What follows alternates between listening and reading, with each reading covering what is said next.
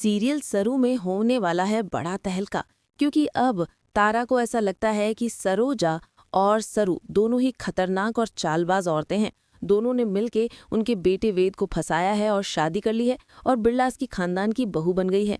लेकिन अब तारा ने एक बहुत ही बड़ी गलती करी है, और गलती ये है कि उसने हाथ मिलाया है अनिका जैसी खतरनाक लड़की के साथ। और अनिका के साथ हाथ मिला के जो उसने पहली गलती करी है वो तो ये कर ही दिए कि वो अनिका का साथ मांगेगी सरू और सरोजा को खत्म करने के लिए। लेकिन दूसरी बात यह है कि एक दिन गोल घूम के वो अनिका के ही जाल में इतनी बुरी फंसेगी कि उसे ही अपने बेटे को त्यागना होगा, क्योंकि अनिका तो वैसे भी वेद से प्यार करती है और वो सरू को हटाएगी तो सही, लेकिन तारा को वेद से खुद के लिए मांग लेगी। तारा भले ही वेद और सरू को अलग कर भी दे, लेकिन तारा अनिका को भी अपना वेद नहीं देगी। ये बहुत अच्छे से तारा जानती है, लेकिन तारा को ये नहीं पता है कि अनिका वेद के लिए पागल है और कुछ भी कर सकती है।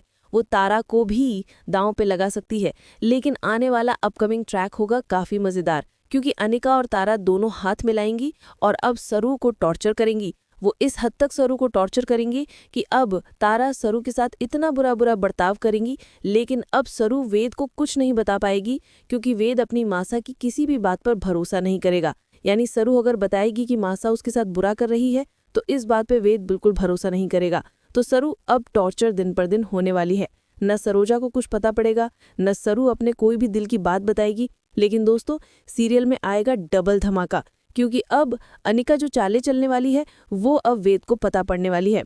और दोस्तों, जहाँ पे रचना ने, आपको याद होगा कि वेद और सरू की शादी के गृह प्रवेश के टाइम पे रचना ने वादा लिया था वेद से कि वो एक ऐसी चीज है जो जब भी कुछ मांगेगी वेद से तो वो बिना पूछे उसको वो चीज दे देगा। तो वो एक ऐसी चीज होगी, वो यही मांगेगी कि अब सरू को उसे छोड़ना होगा।